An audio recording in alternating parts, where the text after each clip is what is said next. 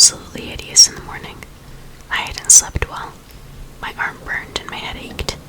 It didn't help my lookout that Edward's face was smooth and remote as he kissed my forehead quickly and ducked out my window. I was afraid of the time I'd spent unconscious, afraid that he might have been thinking about right and wrong again while he watched me sleep. The anxiety seemed to racket up the intensity of the pounding in my head. Edward was waiting for me at school, as usual, but his face was still wrong. There was something buried in his eyes that I couldn't be sure of, and it scared me. I didn't want to bring up last night, but I wasn't sure if avoiding the subject would be worse. He opened my door for me. "How do you feel?" "Perfect," I lied, cringing as the sound of the slamming door echoed in my head. We walked in silence, he shortening his stride to match mine. There were so many questions I wanted to ask, but most of those questions would have to wait, because they were for Alice. How was Jasper this morning? What had they said when I was gone? What had Rosalie said? And most importantly, what could she see happening now in her strange, imperfect visions of the future? Could she guess what Edward was thinking? Why he was so gloomy? Was there a foundation for the tenuous, instinctive fears that I couldn't seem to shake? The morning passed slowly. I was impatient to see Alice, though I wouldn't be able to really talk to her with Edward there. Edward remained aloof. Occasionally, he would ask about my arm, and I would lie. Alice usually beat us to lunch. She didn't have to keep pace with a sloth like me. But she wasn't at the table, waiting with the tray of food she wouldn't eat. Edward didn't say anything about her absence. I wondered to myself if her class was running late, until I saw Connor and Ben, who were in her 4th-hour French class. "Where's Alice?" I asked Edward anxiously. He looked at the granola bar he was slowly pulverizing between his fingertips while he answered, "She's with Jasper." "Is he okay?" "He's gone away for a while." "What? Where?" Edward shrugged. "Nowhere in particular." "And Alice too," I said with quiet desperation. Of course, if Jasper needed her, she would go. "Yeah, she'll be gone for a while." She was trying to convince him to go to Denali. Denali was where the other band of unique vampires, good ones like the Cullens, lived. Tanya and her family. I had heard of them now and again. Edward had run to them last winter when my arrival had made Forks difficult for him. Laurent, the most civilized member of James's little coven, had gone there rather than siding with James against the Cullens. It made sense for Alice to encourage Jasper to go there. I swallowed, trying to dislodge the sudden lump in my throat. The guilt made my head bow and my shoulders slump. I'd run them out of their home, just like Rosalie and Emmett. I was a plague. "Is your arm bothering you?" he asked solicitously. "Who cares about my stupid arm?" I muttered in disgust. He didn't answer, and I put my head down on the table. By the end of the day, the silence was becoming ridiculous. I didn't want to be the one to break it, but apparently that was my only choice if I ever wanted him to talk to me again. "You'll come over later tonight?" I asked as he walked me, silently, to my truck. He always came over. Later. It pleased me that he seemed surprised. "I have to work. I had to trade with Mrs. Newton to get yesterday off." "Oh," he murmured. "So you'll come over when I'm home, though, right?" I hated that I felt suddenly unsure about this. "If you want me to." "I always want you to," I reminded him, with perhaps a little more intensity than the conversation required. I expected he would laugh or smile or react somehow to my words. "All right then," he said indifferently. He kissed my forehead again before he shut the door on me. Then he turned his back and lapped gracefully toward his car. I was able to drive out of the parking lot before the panic really hit, but I was hyperventilating by the time I got to Newton's. He just needed time, I told myself. He would get over this. Maybe he was sad because his family was disappearing, but Alice and Jasper would come back soon, and Rosalie and Emmett too. If it would help, I would stay away from the big white house on the river. I'd never set foot there again. That didn't matter. I'd still see Alice at school. She would have to come back for school, right? And she was at my place all the time anyway. She wouldn't want to hurt Charlie's feelings by staying away. No doubt, I would also run into Carlisle with regularity in the emergency room. After all, what had happened last night was nothing. Nothing had happened, so I fell down. That was the story of my life. Compared to last spring, it seemed especially unimportant. James had left me broken and nearly dead from loss of blood, and yet Edward had handled the interminable weeks in the hospital much better than this. Was it because this time it wasn't an enemy he had to protect me from? Because it was his brother? Maybe it would be better if he took me away, rather than his family being scattered. I grew slightly less depressed as I considered all the uninterrupted alone time. If he could just last through the school year, Charlie wouldn't be able to object. We could go away to college, or pretend that's what we were doing, like Rosalie and Emmett this year. Surely Edward would wait a year. What was a year to an immortal? It didn't even seem like that much to me. I was able to talk myself into enough composure to handle getting out of the truck and walking to the store. Mike Newman had beaten me here today, and he smiled and waved when I came in. I grabbed my vest, nodding vaguely in his direction. I was still imagining pleasant scenarios that consisted of me running away with Edward to various exotic locales. Mike interrupted my fantasy. How was your birthday? I mumbled. I'm glad it's over. Mike looked at me from the corner of his eyes like I was crazy. Work dragged. I wanted to see Edward again, praying that he would be past the worst of this, whatever it was exactly, by the time I saw him again.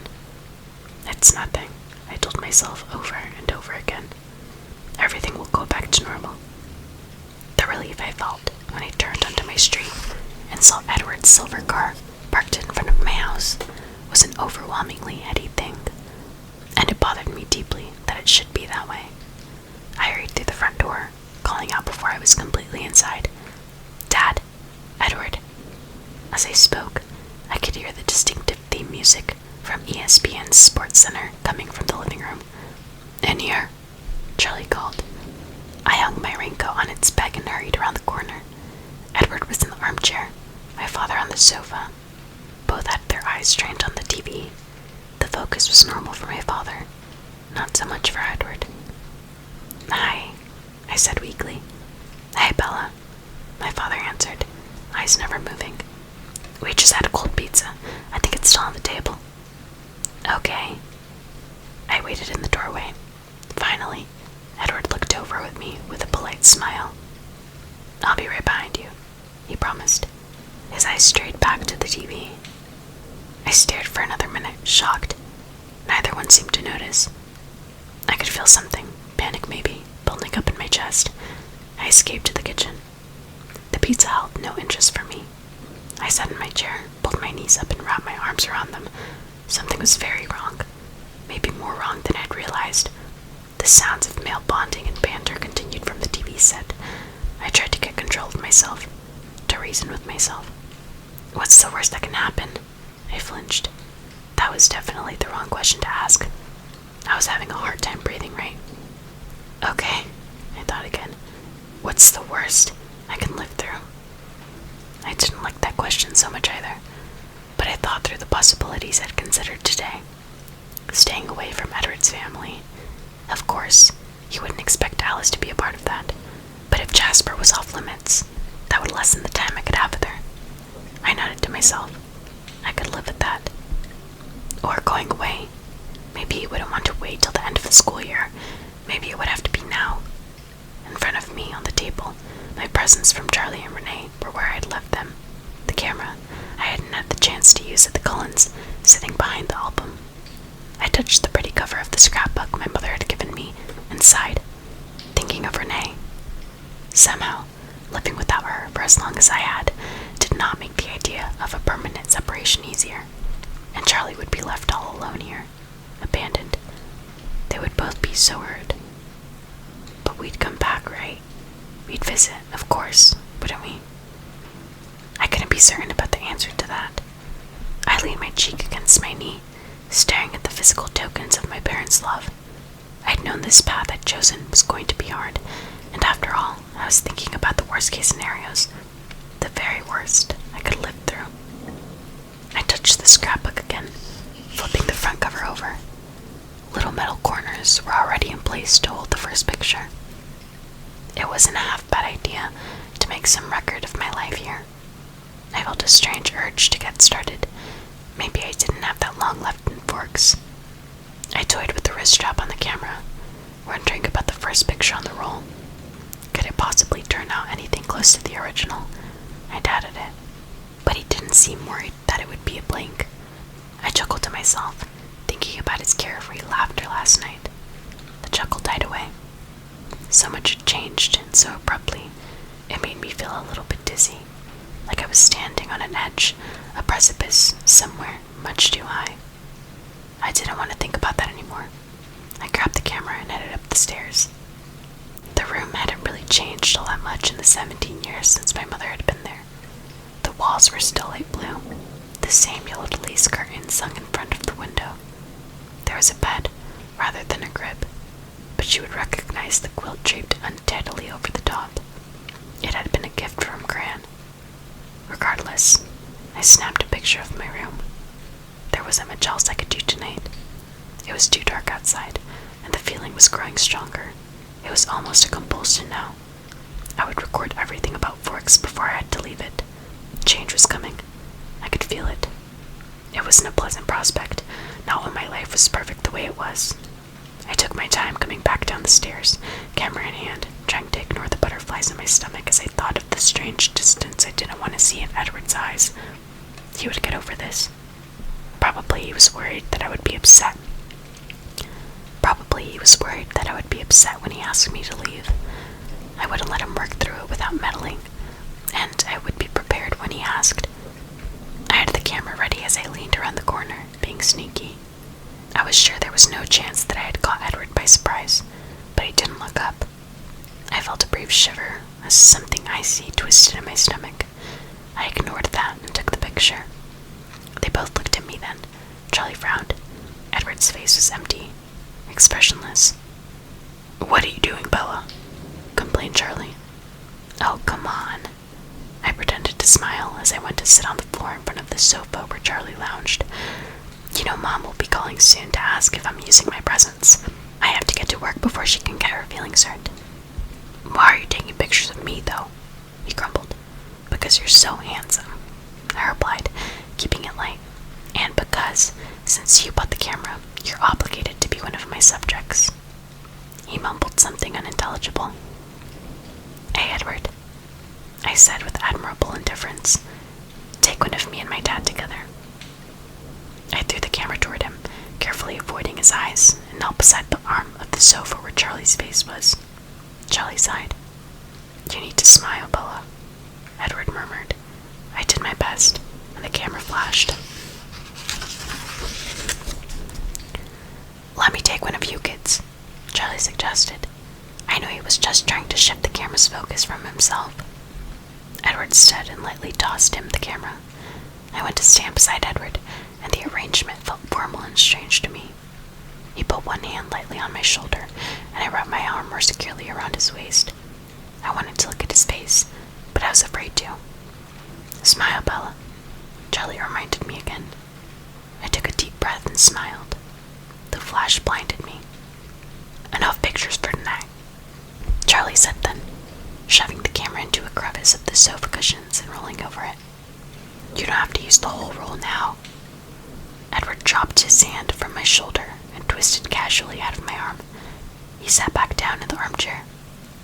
I hesitated and then went to sit against the sofa again. I was suddenly so frightened that my hands were shaking. I pressed them into my stomach to hide them, put my chin on my knees, and stared at the TV screen in front of me, seeing nothing. When the show ended, I hadn't moved an inch. Out of the corner of my eye, I saw Edward stand. "I'd better get home," he said. Charlie didn't look up from the commercial. "See ya." I got awkwardly to my feet. I was stiff from sitting so still, and followed Edward out the front door. He went straight to his car. "Will you stay?" I asked, no hope in my voice. I expected his answer, so it didn't hurt as much. Not tonight. I didn't ask for a reason. He got in his car and drove away while I stood there, unmoving. I barely noticed that it was raining. I waited without knowing what I waited for, until the door opened behind me. "Bella, what are you doing?" Charlie asked, surprised to see me standing there alone and dripping. "Nothing." I turned and trudged back to the house. It was a long night, with little in the way of rest. I got up as soon as there was a faint light outside my window. I dressed for school mechanically, waiting for the clouds to brighten. When I had eaten a bowl of cereal, I decided that it was light enough for pictures. I took one of my jug, and then the front of my house. I turned and snapped a view of the forest by Charlie's house. Funny how it didn't seem sinister like it used to. I realized I would miss this. The green, the timelessness, the mystery of the woods. All of it. I put the camera in my school bag before I left. I tried to concentrate on my new project, rather than the fact that Edward apparently hadn't gotten over things during the night. Along with the fear, I was beginning to feel impatient. How long could this last? It lasted through the morning. He walked silently beside me, never seeming to actually look at me. I tried to concentrate on my classes, but not even English could hold my attention. Mr. Birdie had to repeat his question about Lady Capulet twice before I realized he was talking to me. Edward whispered the correct answer under his breath and then went back to ignoring me. At lunch, the silence continued. I felt like I was going to start screaming at any moment, so to distract myself, I leaned across the table's invisible line and spoke to Jessica. "Hey, Jess." "What's up, Bella?" "Could you do me a favor?" I asked, reaching into my bag. "My mom wants me to get some pictures of my friends for a scrapbook, so take some pictures of everybody, okay?" I handed her the camera. "Sure," she said, grinning, and turned to snap a candid shot of Mike with his mouth full. A predictable picture war ensued. I watched them hand the camera around the table, giggling and flirting and complaining about being on film. It seemed strangely childish. Maybe I just wasn't in the mood for normal human behavior today. "Uh-oh," Jessica said apologetically as she returned the camera. "I think we used all your film." "That's okay. I think I already got pictures of everything else I needed." After school, Edward walked me back to the parking lot in silence. I had to work again, and for once, I was glad. Time with me obviously wasn't helping things. Maybe time alone would be better. I dropped my film off at the Thriftway on my way to Newton's, and then picked up the developed pictures after work. At home, I said a brief hi to Charlie, grabbed a granola bar from the kitchen, and hurried up to my room with the envelope of photographs tucked under my arm. I sat in the middle of my bed and opened the envelope with a wary curiosity. Ridiculously, I still have expected the first picture to be a blank. When I pulled it out, I gasped aloud. Edward looked just as beautiful as he did in real life, staring at me out of the picture with the warm eyes I'd missed for the past few days. It was almost uncanny that anyone could look so beyond description. No 1,000 words could equal this picture. I flipped through the rest of the stack quietly once, and then laid 3 of them out on the bed, side by side. The first was the picture of Edward in the kitchen, his warm eyes touched with tolerant amusement. The second was Edward and Charlie watching ESPN. The difference in Edward's expression was severe.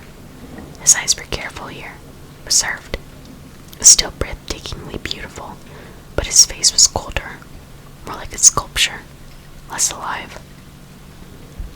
The last was the picture of Edward and me standing awkwardly side by side. Edward's face was the same as the last, cold and statue-like, but that wasn't the most troubling part of this photograph. The contrast between the two of us was very painful. He looked like a god. I looked very average, even for a human, almost shamefully plain. I flipped the picture over with a feeling of disgust. Instead of doing my homework, I stayed up to put my pictures into the album.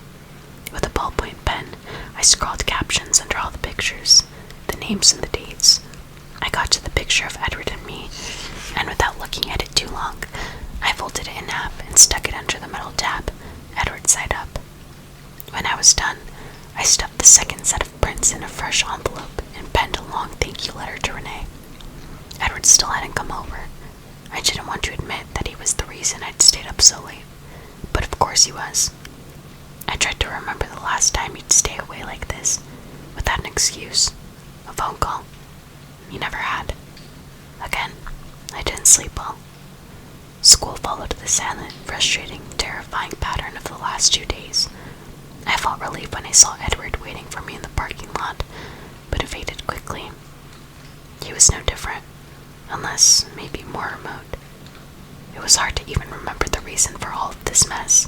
My birthday already felt like the distant past. If only Alice would come back. Soon. Before this got any more out of hand. But I couldn't count on that. I decided that if I couldn't talk to him today, really talk, then I was going to see Carlisle tomorrow. I had to do something. After school, Edward and I were going to talk it out. I promised myself I wasn't accepting any excuses. He walked me to my truck, and I steeled myself to make my demands. "Do you mind if I come over today?" he asked before we got to the truck, beating me to the punch. "Of course not." "Now?" he asked again, opening my door for me. "Sure." I kept my voice even, though I didn't like the urgency in his tone. "I was just going to drop off a letter for Renee in the mailbox on the way. I'll meet you there." He looked at the fat envelope on the passenger seat. Suddenly, he reached over me and snagged it. "I'll do it," he said quietly, "and I'll still beat you there." He smiled my favorite crooked smile, but it was wrong. It didn't reach his eyes. "Okay," I agreed, unable to smile back. He shut the door and headed toward his car. He beat me home. He was parked in Charlie's spot when I pulled up in front of the house. That was a bad sign. He didn't plan to stay then. I shook my head and took a deep breath, trying to locate some courage. He got out of his car when I stepped out of the truck and came to meet me. He reached to take my book back from me. That was normal, but he shoved it back onto the seat. That was not normal. "Come for a walk with me," he suggested in an unemotional voice, taking my hand. I didn't answer. I couldn't think of a way to protest, but I instantly knew that I wanted to. I didn't like this. "This is bad. This is very bad," the voice in my head repeated again and again. But he didn't wait for an answer. He pulled me along toward the east side of the yard where the forest encroached. I followed him willingly, trying to think through the panic. It was what I wanted, I reminded myself. The chance to talk it all through. So why was the panic choking me? We'd only gone a few steps into the trees when he stopped. We were barely on the trail. I could still see the house. Some walk. Edward leaned against a tree and stared at me, his expression unreadable. "Okay, let's talk," I said. It sounded braver than it felt. He took a deep breath. "Bella, we're leaving." I took a deep breath too. This was an acceptable option. I thought I was prepared, but I still had to ask. "Why now? Another year?" "Bella, it's time. How much longer could we stay in Forks after all? Carlisle can barely pass for 30, and he's claiming 33 now. We'd have to start over soon regardless." His answer confused me. I thought the point of leaving was to let his family live in peace. Why did we have to leave if they were going? I stared at him, trying to understand what he meant. He stared back coldly, with a roll of nausea.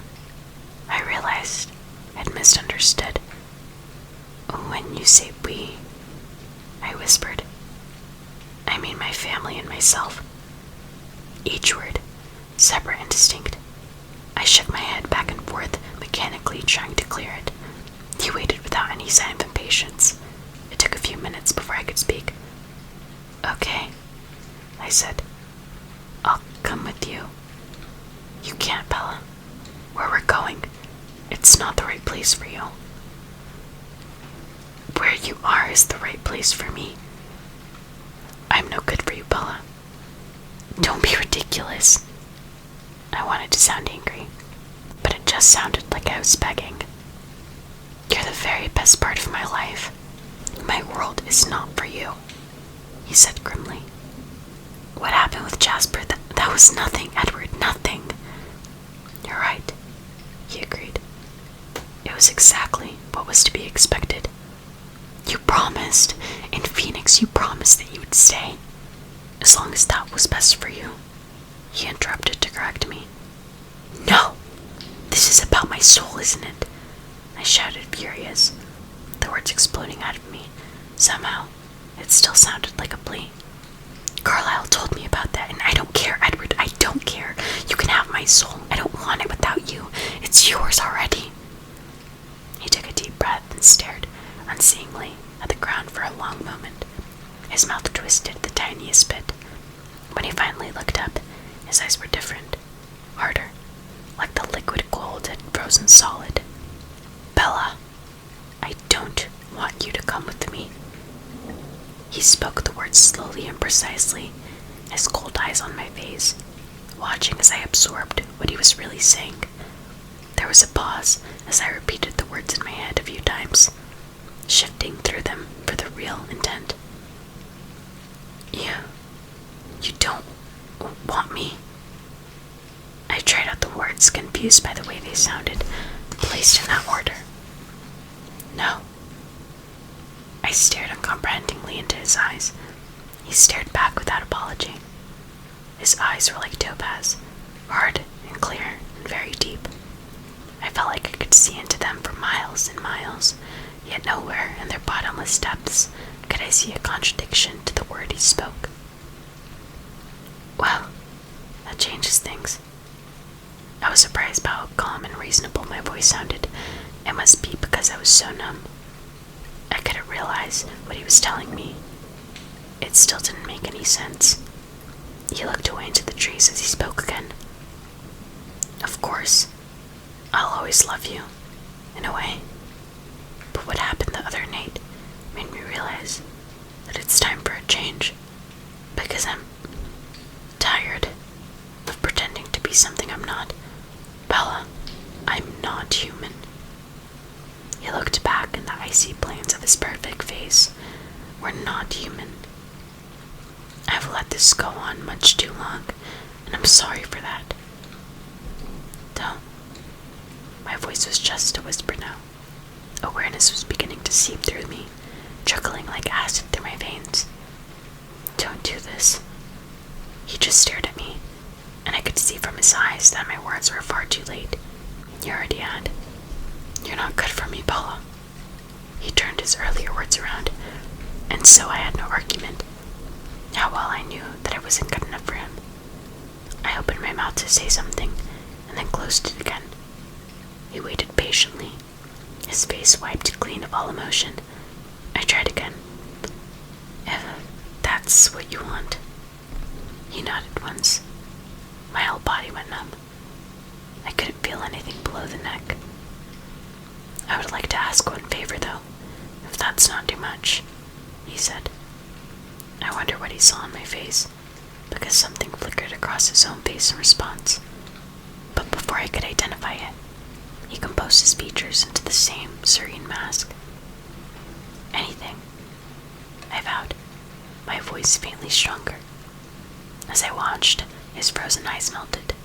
The cold became liquid again, molten, burning down into mine with an intensity that was overwhelming. Don't do anything reckless or stupid, he ordered, no longer detached. Do you understand what I'm saying? I nodded helplessly. His eyes cooled. The distance returned. I'm thinking of Charlie, of course. He needs you. Take care of yourself. For him. I nodded again. I will, I whispered. He seemed to relax just a little. And I'll make you a promise in return, he said. I promise that this will be the last time you'll see me. I will come back. I won't put you through anything like this again. You can go on with your life without any more interference from me, and it will be as if I never existed. My knees must have started to shake because the trees were suddenly wobbling. I could hear the blood pounding faster than normal behind my ears. His voice sounded farther away. He smiled gently. Don't worry. You're human. Your memory is no more than a sieve. Time heals all wounds for your kind. And your memories? I asked. It sounded like there was something stuck in my throat, like I was choking. Well, he hesitated for a short second. I won't forget. But my kind were very easily distracted. He smiled. The smile was tranquil, and it did not touch his eyes.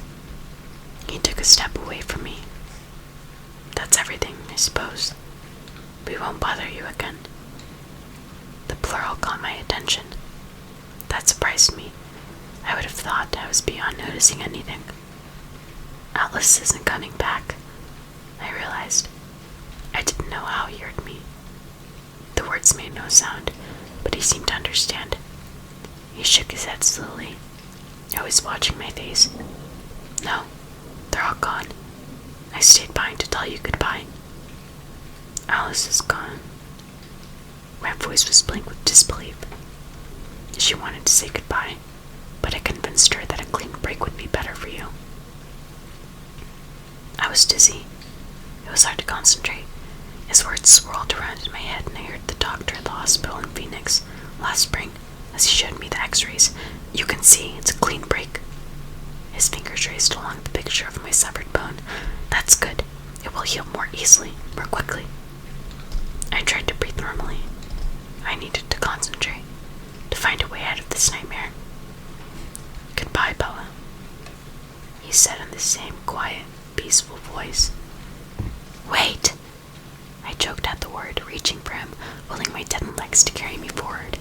I thought he was reaching for me too, but his cold hand locked around my wrist and pinned them to my sides. He leaned down and pressed his lips very lightly to my forehead for the briefest instant. My eyes closed. Take care of yourself, he breathed, cool against my skin. There was a light, a natural breeze. My eyes flashed open. The leaves on a small pine maple shuddered with the gentle wind of his passage.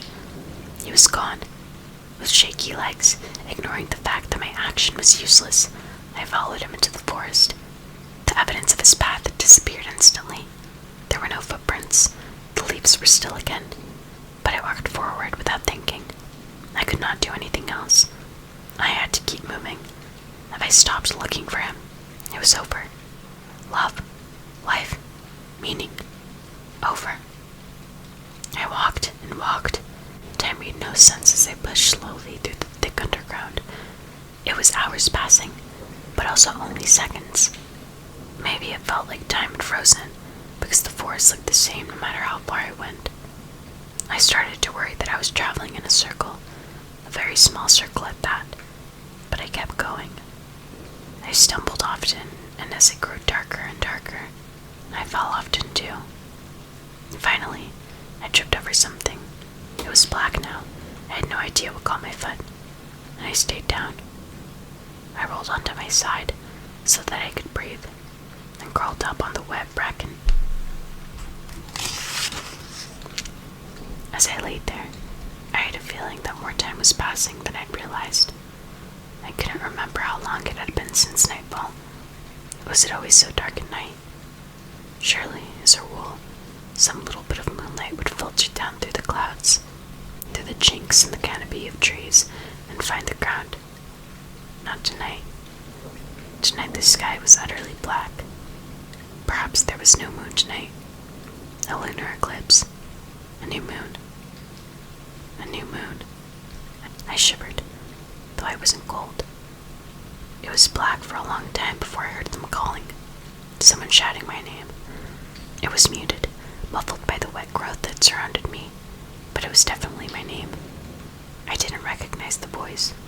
I thought about answering, but I was dazed, and it took a long time to come to the conclusion that I should answer. By then, the calling had stopped. Sometime later, the rain woke me up. I don't think I'd really fallen asleep. I was just lost in an unthinking stupor, holding with all my strength to the numbness that kept me from realizing what I didn't want to know. The rain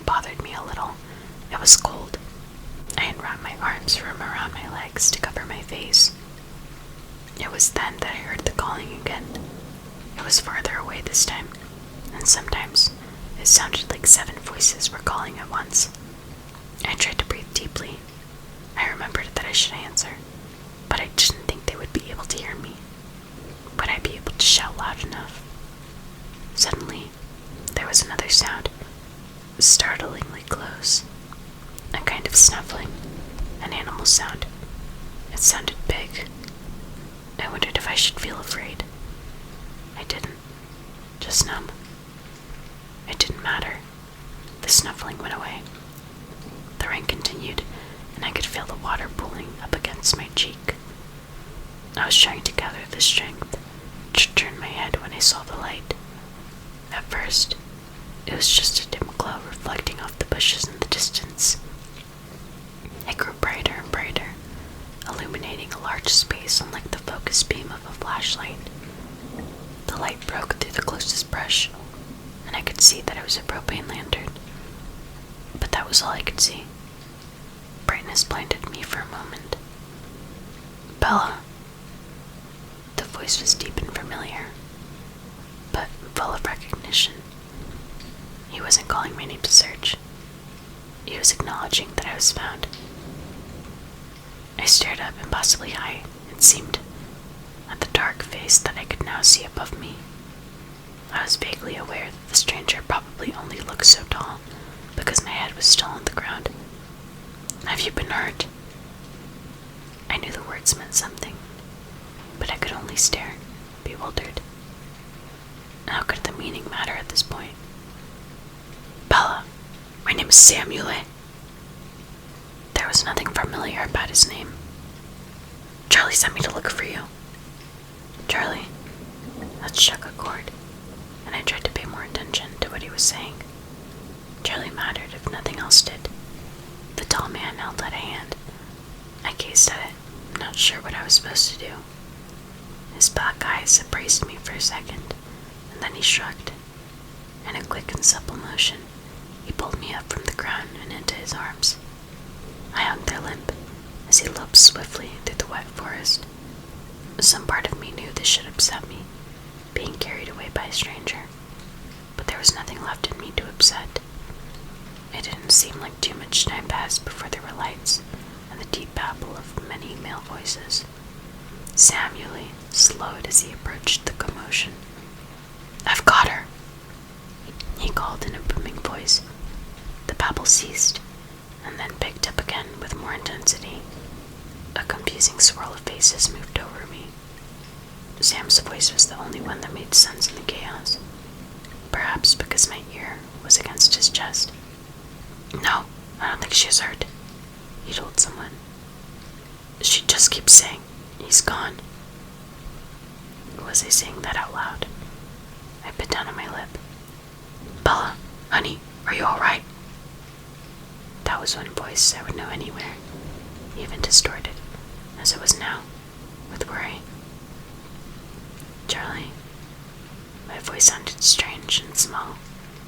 I'm right here, baby. There was a shifting under me, followed by the leathery smell of my dad's sheriff jacket. Charlie staggered under my weight. Maybe I should hold on to her, Samuel suggested. I've got her, Charlie said, a little breathless. He walked slowly, struggling. I wished I could tell him to put me down and let me walk, but I couldn't find my voice. There were lights everywhere, held by the crowd walking with me. It felt like a parade, or a funeral procession. I closed my eyes. We're almost home now, honey, Charlie mumbled now and then. I opened my eyes again when I heard the door unlock. We were on the porch of our house, and the tall, dark man named Sam was holding the door for Charlie. One arm extended toward us, as if he was preparing to catch me when Charlie's arms failed. But Charlie managed to get me through the door, into the couch in the living room. Dad, I'm all wet, I objected feebly. That doesn't matter. His voice was gruff, and then he was talking to someone else. Blankets are in the cupboard, at the top of the stairs. Bella? A new voice asked. I looked at the gray-haired man leaning over me. Recognition came after a few slow seconds. Dr. Grundy, I mumbled. That's right, dear, he said. Are you Arabella? It took me a minute to think that through. I was confused by the memory of Samuel's similar question in the woods. Only Sam had asked me something else. Have you been hurt? He said. The difference seemed significant somehow. Dr. Grundy was waiting.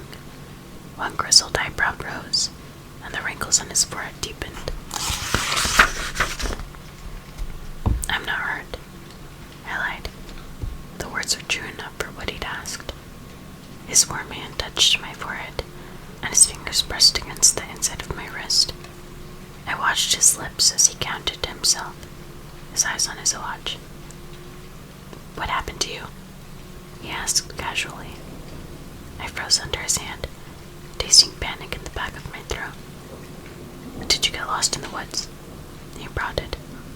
I was aware of several other people listening. 3 tall men with dark faces. From La Bush, the Quileute Indian Reservation down the coastline, I guessed. Samuel among them were standing very close together and staring at me. Mr. Newton was there with Mike and Mr. Webb, Angela's father. They all were watching me more surreptitiously than the strangers. Other deep voices rumbled from the kitchen outside the front door. Half the town must have been looking at me. Charlie was the closest. He leaned in to hear my answer. Yes, I whispered. I got lost. The doctor nodded, thoughtful, his fingers probing gently against the gland under my jaw. Charlie's face hardened. Do you feel tired? Dr. Grundy asked. I nodded and closed my eyes obediently. I don't think there's anything wrong with her, I heard the doctor mutter to Charlie after a moment. Just exhaustion. Let her sleep it off. I'll come check on her tomorrow. He paused. He must have looked at his watch because he added, well, later today actually. There was a creaking sound as they both pushed off from the couch to get to their feet. Is it true? Charlie whispered. Their voices were further away now. I strained to hear. Did they leave? Dr. Cullen asked us not to say anything, Dr. Grundy answered. The offer was very sudden. They had to choose immediately. Carlyle didn't want to make a big production out of leaving. A little warning might have been nice, Charlie grumbled. Dr. Grundy sounded uncomfortable when he replied, Yes, well, in this situation, some warning might have been called for. I didn't want to listen anymore.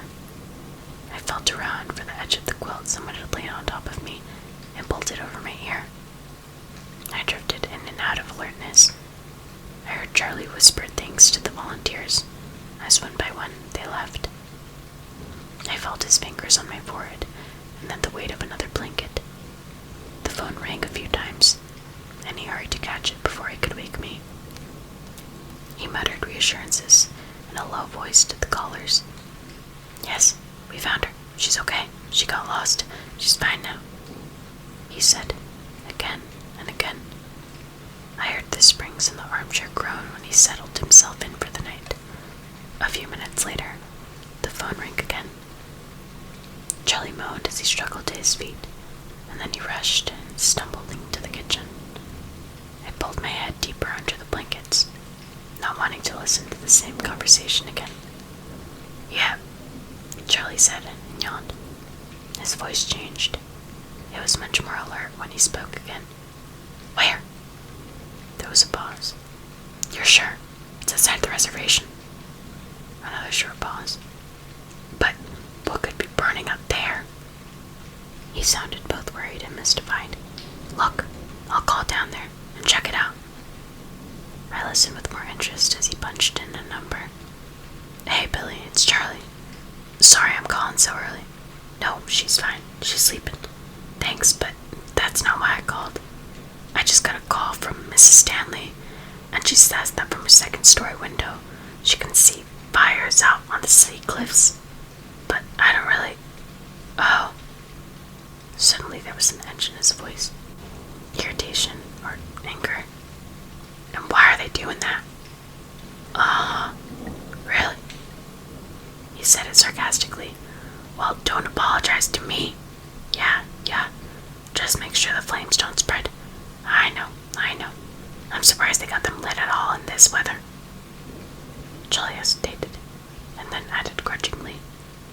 Thanks for sending Sam and the other boys up. You were right. They do know the forest better than we do. It was Sam who found her. So, I owe you one. Yeah, I'll talk to you later. He agreed, still sour, before hanging up. Charlie muttered something incoherent as he shuffled back to the living room. What's wrong? I asked. He hurried to my side. I'm sorry I woke you any. Is something burning? It's nothing, he assured me. Just some bonfires out on the cliffs. Bonfires? I asked. My voice didn't sound curious. It sounded dead. Charlie frowned. Some of the kids from the reservation being rowdy, he explained. Why? I wondered dully. I could tell he didn't want to answer. He looked at the floor under his knees. They're celebrating the news. His tone was bitter. There was only one piece of news I could think of, try as I might not do, and then the pieces snapped together. Because the Cullens left, I whispered. They don't like the Cullens at Labush. I'd forgotten about that. The Quileutes had their superstitions about the Gold Ones, the blood drinkers that were enemies to their tribe, just like they had their legends about the Great Flood and Wolfman ancestors. Just stories, folklore to most of them. Then there were the few that believed. Charlie's good friend Billy Black believed, though even Jacob, his own son, thought he was full of stupid superstitions. Billy had warned me to stay away from the Cullens. The name stirred something in me, something that began to claw its way toward the surface, something I knew I didn't want to face. That's ridiculous, Charlie spluttered. We sat in silence for a moment. The sky was no longer black outside the window. Somewhere behind the rain, the sun was beginning to rise. Bella? Charlie asked. I looked at him uneasily. He left you alone in the woods, Charlie guessed. I deflected his question. How did you know where to find me? My mind shied away from the inevitable awareness that was coming quickly now. Your note, Charlie answered, surprised.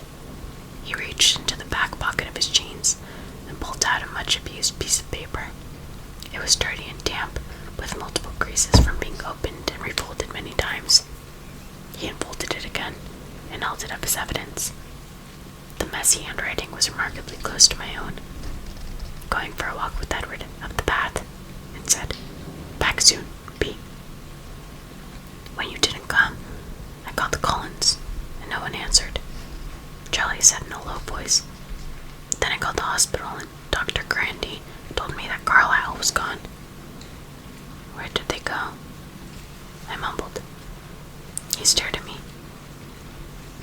Didn't Edward tell you? I shook my head, recoiling. The sound of his name unleashed the thing that was crawling inside of me, a pain that knocked me breathless, astonished me with its force. Charlie eyed me doubtfully as he answered.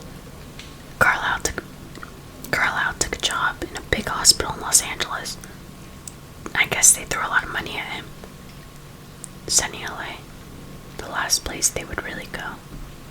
I remembered my nightmare with the mirror, the bright sunlight shimmering off of his skin. Agony ripped through me with the memory of his face. I want to know if Edward left you alone out there in the middle of the woods, Charlie insisted. His name sent another wave of torture through me. I shook my head, frantic, desperate to escape the pain. It was my fault. He left me right here on the trail inside of the house, but I tried to follow him. Charlie started to say something, childishly, and covered my ears. I can't talk about this anymore, Dad. I want to go to my room. Before he could answer, I scrambled up from the couch and lurched my way up the stairs. Someone had been in the house to leave a note for Charlie, a note that would lead him to find me. From the minute that I realized this, a horrible suspicion began to grow in my head. I rushed to my room, shutting and locking the door behind me before I ran to the CD player by my bed. Everything looked exactly the same as I had left it. I pressed down on top of the CD player. The latch snugged, and the lid slowly swung open. It was empty. The album Renee had given me sat on the floor beside the bed, just where I'd put it last. I lifted the cover with a shaking hand. I didn't have to flip any further than the first page. The little metal corners no longer held a picture in place. The page was blank, except for my own handwriting, scrawled across the bottom. Edward Cullen, Charlie's Kitchen, Sept 13th. I stopped there. I was sure that he would have been very thorough. It will be as if I never existed, he promised me. I felt the smooth wooden floor beneath my knees, and then the palms of my hands, and then it was pressed against the skin of my cheek. I hoped that I was fainting, but to my disappointment, I didn't lose consciousness. The waves of pain that had only lapped at me before now reared high up and washed over my head, pulling me under. I did not resurface,